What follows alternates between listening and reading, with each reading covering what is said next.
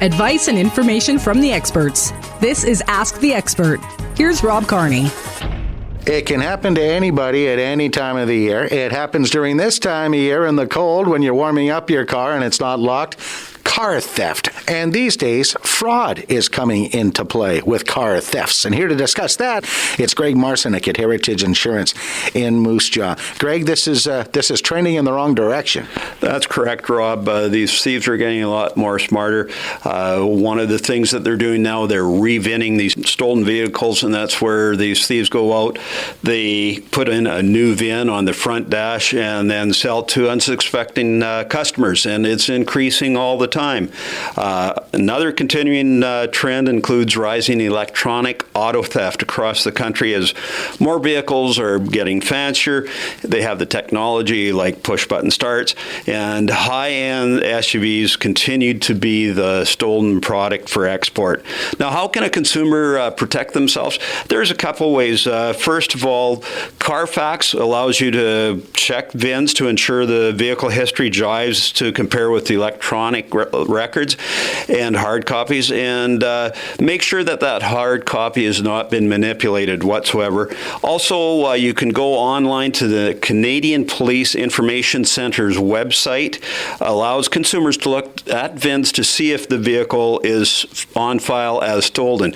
Now, very important here, because if you become a victim on this, you're actually becoming double victimized, because if you buy that vehicle and it's determined to be stolen, that vehicle will be seized, and not only will you be without your vehicle, Rob, you'll also not get your money back. So very important that you do this.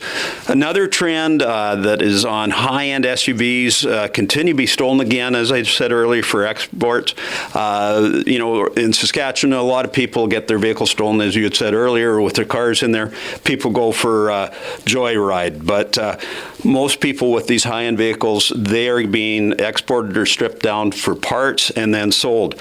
Rising electronic theft is another concern, and thieves can conduct relay attacks by trying to intercept the radio frequency from your key fob, and the fob can get reprogrammed on a new vehicle. So to protect yourself, it's best to leave them away from the front of your home, put them in a drawer, or if you have a metal box of any sort, if you want them close, put it in there, and then that way it'll diminish the radio frequency emitted from the fob.